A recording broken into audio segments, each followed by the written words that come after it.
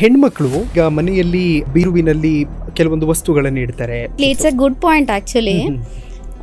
ತುಂಬ ಜನ ಹೆಣ್ಮಕ್ಳಾಗಿರ್ಲಿ ಮನೆಯವ್ರು ಯಾರೇ ಆಗಿರ್ಲಿ, ಇವಾಗ ಮಾಸ್ಟರ್ ಬೆಡ್ರೂಮು ಎಲ್ಲಾರ ಮನೇಲೂ ಸೌತ್ ವೆಸ್ಟ್ ಅಲ್ಲೇ ಇರುತ್ತಲ್ವಾ. ಓಕೆ. ಸೌತ್ ವೆಸ್ಟ್ ಅಲ್ಲಿ ಇರುವಂತಹ ಬೀರ್ವಾದಲ್ಲಿ ಫಾರ್ ಎಕ್ಸಾಂಪಲ್ ಅವರೆಲ್ಲೋ ಒಂದ್ ಕಡೆ ಏನೋ ಕೆಮ್ಮು ನೆಗಡಿ ಅಂತಾನೆ ಹಾಸ್ಪಿಟ್ಲಿಗೆ ಹೋಗಿರ್ತಾರೆ ಅನ್ಕೊಳ್ಳಿ. ಓಕೆ.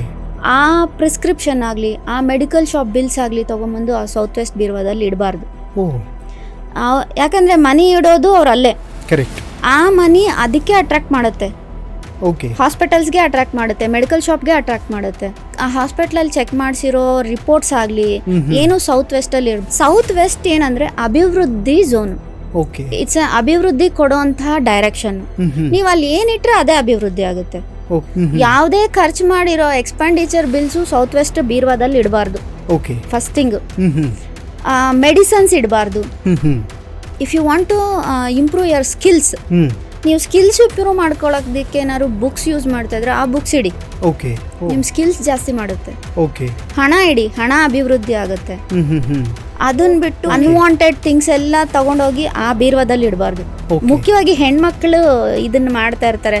ಉಪಯೋಗ ಇಲ್ದಿರೋವನು ಆ ಬೀರ್ವಾದಲ್ಲಿ ಇಡೋದು, ಎಷ್ಟೋ ವರ್ಷಗಳ ಬಿಲ್ಸ್ ಎಲ್ಲ ಅದರಲ್ಲೇ ಇಡೋದು. Bills will attract your money.